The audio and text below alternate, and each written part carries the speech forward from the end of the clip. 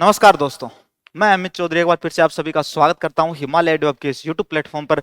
आज अपन बातचीत करने जा रहे हैं राजस्थान में होने वाली शिक्षक भर्तियों के बारे में। आज की इस वीडियो के अंदर हमारा मुख्य मुद्दा रहेगा रीट L2 लेवल 2 की जो पात्रता परीक्षा होती है उसका पाठ्यक्रम किस प्रकार से रहता है और उसके लिए योग्यता क्या क्या होती है। आप सभी को मैं बता देना चाहूंगा कि रीट की तैयारी करने वालों के लिए हिमालय एडुहब लेके आया है रीट का एक नया बैच। रीट की जो पात्रता परीक्षा है सिर्फ उसी के लिए यह नया बैच है, मुख्य परीक्षा के लिए एक अलग बैच है। तो जो बच्चे इंटरेस्टेड हैं पात्रता परीक्षा के लिए रीट का बैच ज्वाइन करना चाहते हैं वो नीचे दिए गए नंबर पे कॉल करके पूछ सकते हैं। मोबाइल नंबर डिस्क्रिप्शन के अंदर दिए गए हैं। यह बैच 11 जुलाई से स्टार्ट हो जाएगा। बैच की टाइमिंग, बैच की fees, online mode, offline mode, इससे संबंधित संपूर्ण जानकारी के लिए आप डिस्क्रिप्शन के अंदर दिए गए नंबर पे कॉल कीजिए। चलिए सबसे पहले अपन बातचीत करते हैं अगर योग्यता की, तो योग्यता के लिए इसके पॉइंट्स रहेंगे। देखिए सबसे पहले आप यह बात कंफर्म कर लीजिए कि अपन L2 की बात कर रहे हैं, लेवल 2 की बात कर रहे हैं। लेवल 1 की बातचीत अपन कर चुके हैं और लेवल 2 के अंदर भी अपन सिर्फ दो टॉपिक देखेंगे, एक योग्यता देखेंगे और एक पाठ्यक्रम देखेंगे। योग्यता और पाठ्यक्रम हम देखने जा रहे हैं L2 की जो पात्रता परीक्षा होती है उसके बारे में। देखिए अगर व्यवहारिक रूप से मैं अगर आपको बताऊं कि इसकी जो योग्यता है, इसकी योग्यता यही है कि जिस विद्यार्थी ने बीएड कर रखी है वह विद्यार्थी इसके लिए एलिजिबल है, या फिर वो विद्यार्थी जो बीएड फाइनल ईयर के अंदर हैं वह विद्यार्थी भी इसके लिए एलिजिबल होते हैं। और बाकी आपके सामने ये सारे के सारे पॉइंट्स हैं, न्यूनतम शैक्षणिक योग्यताएं। एक बार सभी आप इन पॉइंट्स को एक बार जरूर पढ़ लेंगे। पॉइंट नंबर ए, स्नातक और प्रारंभिक शिक्षा में द्विवर्षीय डिप्लोमा जिस भी नाम से जाना जाता है में उत्तीर्ण या इस कोर्स के अंतिम वर्ष में अध्ययनरत हो। न्यूनतम 50% अंकों के साथ स्नातक या स्नातकोत्तर एवं बीएड उत्तीर्ण या बीएड कोर्स के अंतिम वर्ष में अध्ययनरत। न्यूनतम 45% अंकों के साथ स्नातक एवं शिक्षा शास्त्र में एक वर्षीय स्नातक बीएड में उत्तीर्ण जो इस संबंध में समय समय पर जारी राष्ट्रीय अध्यापक शिक्षा परिषद विनियम के अनुसार प्राप्त किया गया हो। इसके अलावा देखना इन सबके बीच में अथवा अथवा कभी आप यूं सोचो कि इतनी सारी डिग्रियां चाहिए। डिग्रियां कोई नहीं है। देखो सामान्य भाषा में मैं आपको बताऊं कि बीएड इसके लिए रिक्वायर्ड है। जिन विद्यार्थियों ने बीएड कर रखी है उसके फाइनल ईयर में वो विद्यार्थी इसके लिए एलिजिबल है। न्यूनतम 50% अंकों के साथ उच्चतर माध्यमिक एवं 4 वर्षीय प्रारंभिक शिक्षा शास्त्र में स्नातक में उत्तीर्ण या इस कोर्स के अंतिम वर्ष में अध्ययनरत हो। न्यूनतम 50% अंकों के साथ उच्चतर माध्यमिक एवं 4 वर्षीय बीए, बीएससी बीएड या बीए बीएड, बीएससी बीएड में उत्तीर्ण या इस कोर्स के अंतिम वर्ष में अध्ययनरत। 4 वर्षीय भी होता है आपका, बीए बीएड होता है, बीएससी बीएड होता है। तो जिस बच्चे ने ये 4 वर्षीय बीएड वाला डिप्लोमा जिसके पास में है, 4 वर्षीय बीएड वाला सर्टिफिकेट जिसके पास में है, डिग्री जिसके पास में है, तो वह विद्यार्थी भी इसके लिए एलिजिबल है। या फिर 4 वर्षीय बीएड में जो विद्यार्थी फाइनल ईयर के अंदर है वह भी इसके लिए एलिजिबल है। चलिए देखते हैं आगे। न्यूनतम 50% अंकों के साथ स्नातक तो स्नातकोत्तर एवं बीएड विशेष शिक्षा में उत्तीर्ण या बीएड विशेष शिक्षा के अंतिम वर्ष में अध्ययनरत। ये विशेष शिक्षा की बातचीत हो रही है जो अपन ने कल किसमें की थी, L1 में भी अपन ने यह बातचीत की थी। पात्रता परीक्षा L1 के बारे में भी अपन ने कल बातचीत की थी। चलिए अब अपन इसमें देखेंगे प्रश्न जो है वो कहां से आएंगे और किस प्रकार से उनका अंक भार रहता है, कौन से खंड में कहां से प्रश्न आएंगे, भाषा 1 कैसे, भाषा 2 कैसे, इसके बारे में अपन बातचीत करने जा रहे हैं। तो देखिए सबसे पहले अपन देखते हैं खंड ए के अंदर आता है बाल विकास एवं शिक्षण विधियां। बाल विकास एवं शिक्षण विधियों वाला जो पोर्शन है इसमें 30 क्वेश्चन आते हैं जो 30 अंक के होते हैं। अगला देखते हैं अपन खंड 2 की बात करें तो उसमें भाषा 1। अब भाषा 1 में देखो आपके सामने कितनी भाषाएं हैं, 7 भाषाएं इसमें दी हुई हैं। हिंदी, अंग्रेजी, संस्कृत, उर्दू, सिंधी, पंजाबी और गुजराती। इसके नीचे वाले पॉइंट्स जो हैं वो आप इनको ध्यान से पढ़ें। भाषा 1 का चयन आवेदन पत्र में अंकित भाषा सूची में से ही किया जाना आवश्यक है। इस भाग में वही भाषा होगी जो शिक्षण माध्यम मीडियम ऑफ इंस्ट्रक्शन की भाषा है जिसका चयन ऑनलाइन आवेदन में अंकित किया गया है। जो आपका मीडियम ऑफ इंस्ट्रक्शन की जो लैंग्वेज होगी वही आपकी भाषा 1 होगी, वही आपकी लैंग्वेज 1 होगी। और लैंग्वेज 2 जो होगी वो लैंग्वेज 1 के अलावा आप जो भी लेना चाहते हो वो लैंग्वेज 2 ले सकते हैं। चलिए लैंग्वेज 2 की अगर अपन बात करें, भाषा 2 हिंदी, अंग्रेजी, संस्कृत, उर्दू, सिंधी, पंजाबी और गुजराती, वही सेम टू सेम 7 भाषाएं हैं। भाषा 2 का चयन आवेदन पत्र में अंकित भाषा सूची में से ही किया जाना आवश्यक है जिसका चयन ऑनलाइन आवेदन में अंकित किया जाना है, किंतु यह भाषा 1 के रूप में चयनित भाषा से भिन्न होगी, वह उससे भिन्न होगी जो भाषा 2 है यह।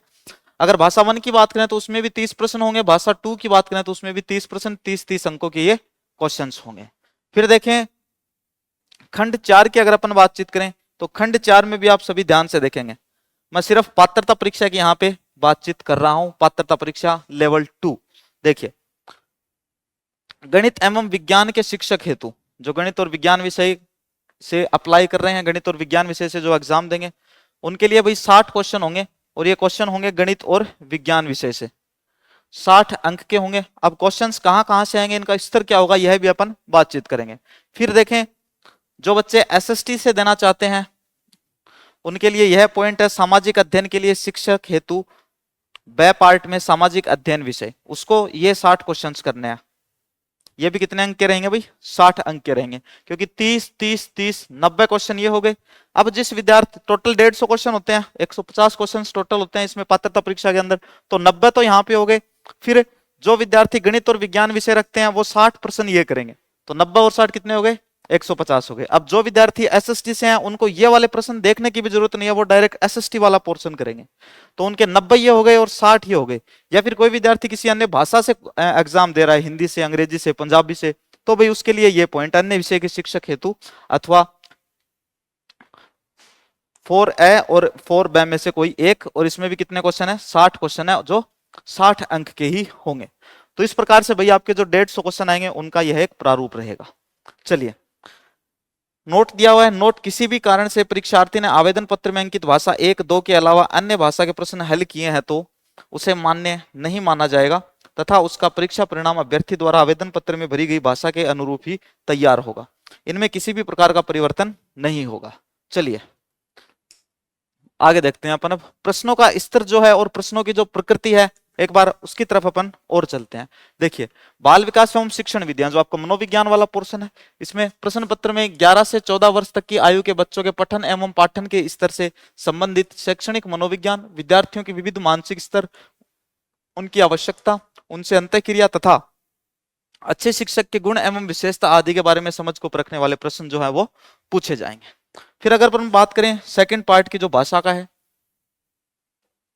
भाषा 1 के प्रश्न पत्र में आवेदन पत्र भरते समय अंकित भाषा जिसे आवेदन पत्र में दर्शाया गया है से संबंधित निपुणता की जांच हेतु प्रश्न पूछे जाएंगे। फिर बात करें भाषा 2 की, तो भाषा 2 का चयन आवेदन पत्र में अंकित भाषा सूची में से ही किया जाना आवश्यक है जिसे आवेदन पत्र में दर्शाया गया है, किंतु यह भाषा 1 के रूप में चयनित भाषा से भिन्न होगी। इस प्रश्न पत्र में भाषा 2 की सामान्य समझ, संप्रेषण तथा उसकी बोधन क्षमता की परख हेतु प्रश्न पूछे जाएंगे। फिर बात करें अपन गणित और विज्ञान विषय की, तो गणित एवं विज्ञान, इसके अलावा सामाजिक अध्ययन विषय के प्रश्नों के प्रश्न पत्रों में संकल्पना, समस्या निवारण क्षमता तथा विषय के अध्यापन कौशल से संबंधित प्रश्न पूछे जाएंगे।